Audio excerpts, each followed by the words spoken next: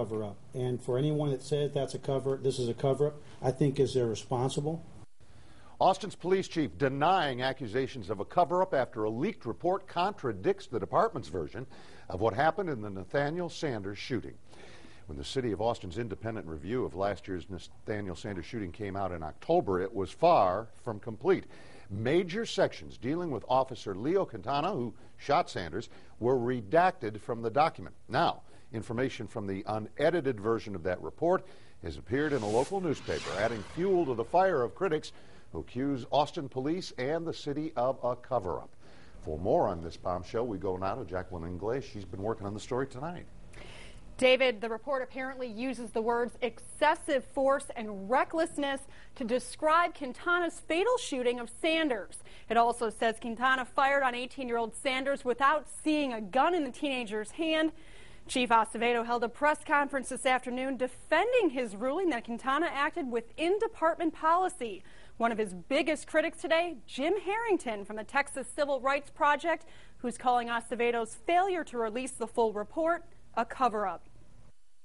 For him to say that my mayor, my manager, and the police chief have engaged in a cover-up, I find offensive, I find inflammatory, and quite honestly, I find it irresponsible. Austin's police chief firing back this afternoon at critics of how he handled the independent review of former officer Leo Quintana. That review called Quintana's actions in the fatal shooting of 18-year-old Nathaniel Sanders in May 2009 reckless. Earlier in the day, leaders from two civil rights groups criticized Acevedo and other city officials for not releasing the full report. What they're doing is making us pay $50,000 to cover up a killing that the investigators found to be unjustified. We've said from day one that excessive force here obviously occurred. They should have addressed it early on and made sure this officer was terminated based on his behavior, and they didn't. Quintana lost his job this week after he was arrested in January for DWI, just hours after he underwent lengthy questioning regarding the Sanders case.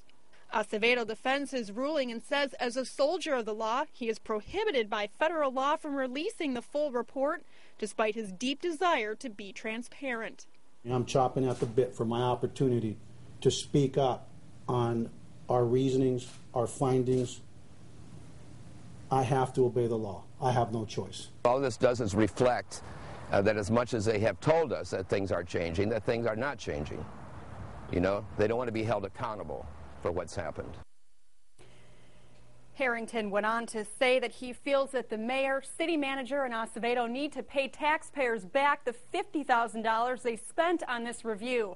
Acevedo, however, is standing by his report and reiterated many times that he looks forward to openly, honestly, and thoroughly testifying at the civil trial. Live in the studio, Jacqueline Inglés, KXAN, Austin News. And Mayor Lee Leffingwell is getting caught up in this dispute. Now, he was quoted in the newspaper as saying the report's conclusions were, quote, just an opinion. That was this morning. Since then, the mayor's changed its tune. Later this afternoon, Leffingwell amended his response, saying, quote, the council remained unaware of the full details until they were reported in the media. Like everyone, I'm troubled by the findings of the report and intend to review the matter fully. And you can find a lot of the background information on the story at KXAN.com. Just look for the story right on the front page.